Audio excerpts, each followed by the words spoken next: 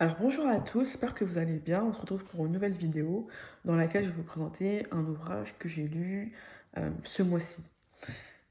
Donc Aymar Niazi Bizoka est professeur à l'université de Meaux en Belgique. Il est juriste et politologue et docteur en sciences politiques et sociales. Donc son axe de recherche porte sur l'Afrique des Grands Lacs et notamment sur les dynamiques de pouvoir et de résistance dans cette région.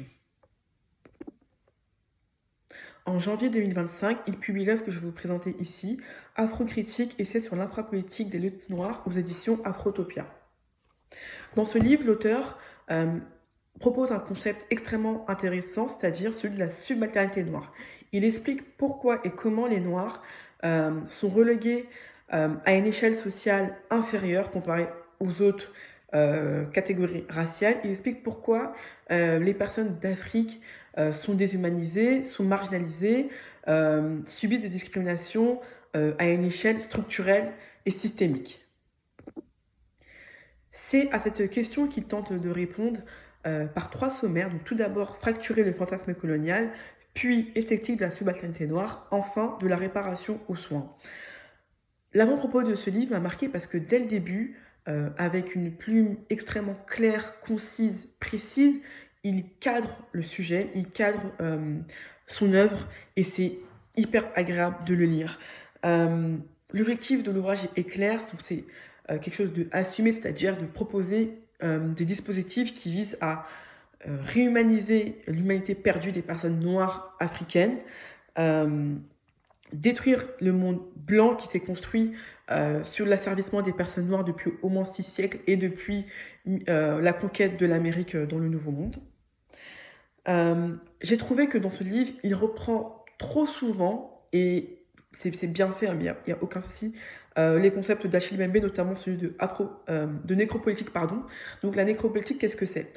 C'est un concept développé par Achille Mbembe, donc je mettrai en barre d'infos la source, dans, le, dans lequel il dit que l'État a le pouvoir de choisir qui vit et qui meurt. Et que pour les personnes noires africaines, l'État choisit de tuer ouvertement, de manière implicite ou explicite, les personnes qui ont la couleur de peau euh, noire et qui ont une apparence supposée africaine. C'est-à-dire que ces dispositifs, ils vont, c'est-à-dire par la police, c'est-à-dire par la violence, les violences policières, par l'incarcération de masse des personnes noires, dans les communautés euro-occidentales et en Amérique, que ce soit en Amérique du Nord ou en Amérique latine, par la santé, c'est-à-dire que vous allez voir très souvent que les personnes dites africaines noires ont des problèmes de santé supérieurs aux personnes blanches, le syndrome méditerranéen, etc., etc. La division du travail qui est racialisée en France, hein, c'est-à-dire que très souvent, vous allez voir des personnes qui font euh, des tâches dites subalternes, donc faire du ménage, faire de la sécurité, c'est des personnes noires, et qu'après, vous allez voir des personnes blanches à des hauts postes, et qu'il y a un plafond de verre pour les personnes noires quand bien même elles sont éduquées, diplômées, elles n'arrivent pas parfois à avoir une carrière équivalente à des personnes blanches, et ainsi de suite. En clair, la nécropolitique, c'est tout ce qui nous empêche, nous, les personnes noires ou africaines, de s'émanciper, de vivre, euh, en fait, simplement juste le fait de respirer dans la société européenne, donc en l'occurrence celle française ou belge, parce qu'il est belge, de, de pouvoir être heureux, de pouvoir être dans l'espace public sans avoir euh, des, euh, des micro-agressions, même des agressions verbales à la fois par les passants, par la police, etc. etc.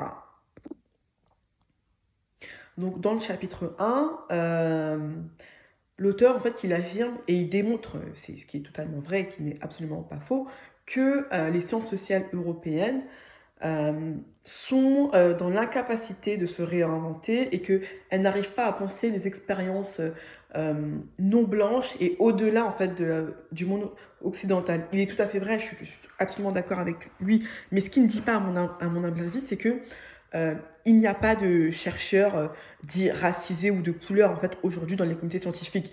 Du moins, il y en a très peu. On est minoritaire en fait dans le monde de la recherche, dans le monde académique. Pourquoi? Parce que c'est très difficile de faire carrière dans cet univers. Faire un doctorat, il faut des financements. Si vous n'avez pas de financement, ça vous rend précaire. Tout le monde n'a pas envie de poursuivre dans un doctorat, quand bien même ceux qui ont envie, ils doivent travailler. Donc, je trouve que dire que oui, les sciences sociales, elles doivent se décoloniser, c'est vrai, mais pour qu'elles se décolonisent, il faut que nous aussi, personnes dites de couleur, on soit dans ces espaces-là. Et quand on est dans ces espaces-là, bah, on est marginalisé, on subit du racisme pardon, dans nos espaces de recherche, dans nos laboratoires, on n'a pas forcément les mêmes opportunités.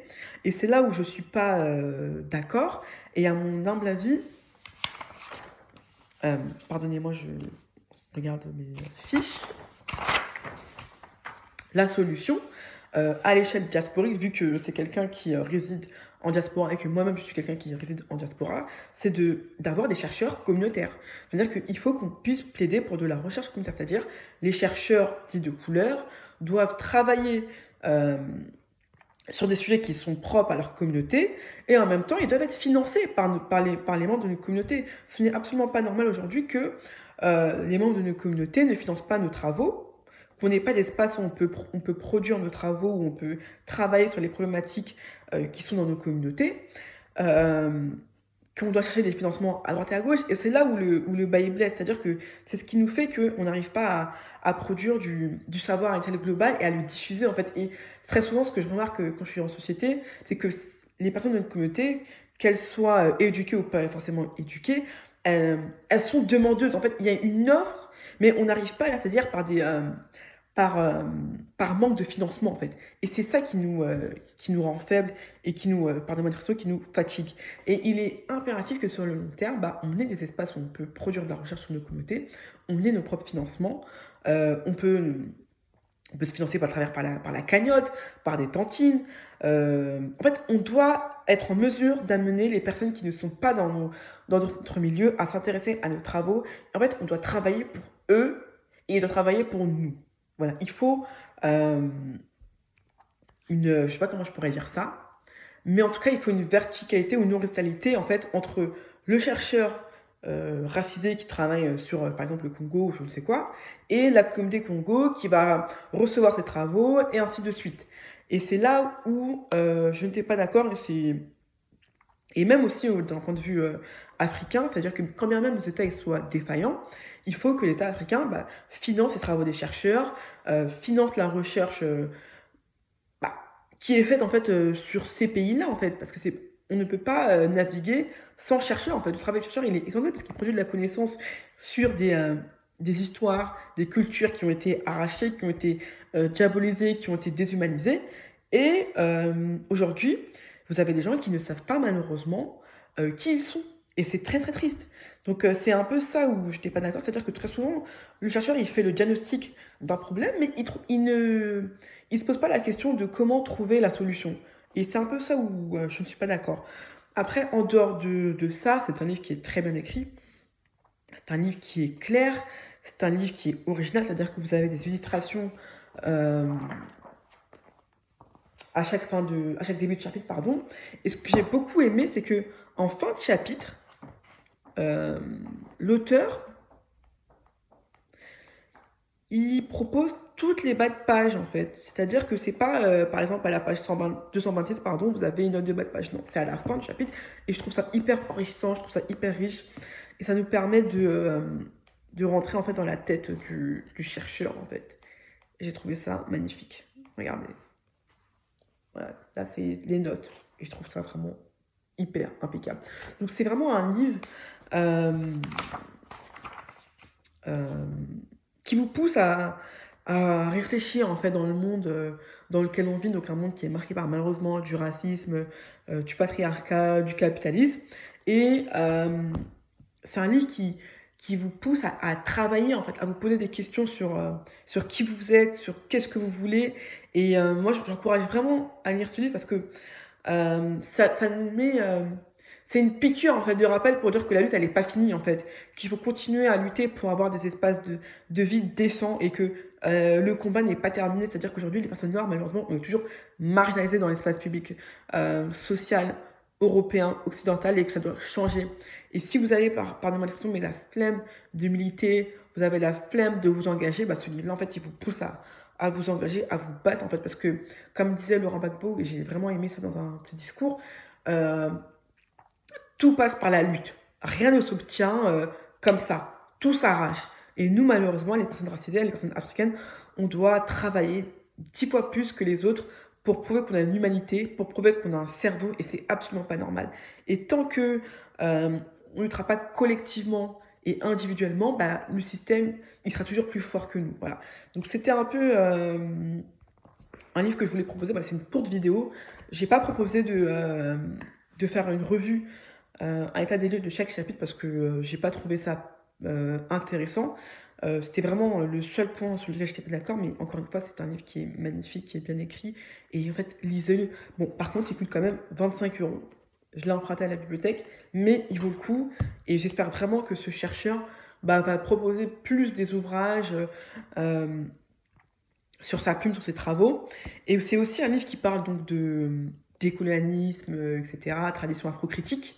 C'est-à-dire qu'on veut penser l'Afrique depuis l'Afrique par les Africains, par eux-mêmes. Donc on veut sortir en fait de la bibliothèque coloniale inventée par Valentin Mudimbe dans l'invention de l'Afrique.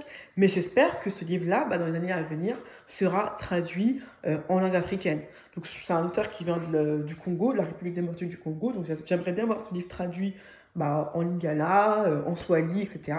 Et ça serait vraiment hyper intéressant. Je pense que nous, les personnes qui disons qu'on est décolonial, qu'on veut anticolonial, etc., on veut lutter contre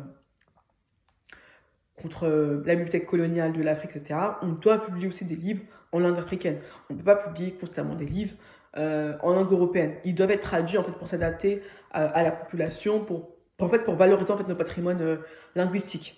Donc voilà, je m'arrête ici et j'espère que ma vidéo vous aura plu. N'hésitez pas à me faire des commentaires. Au revoir!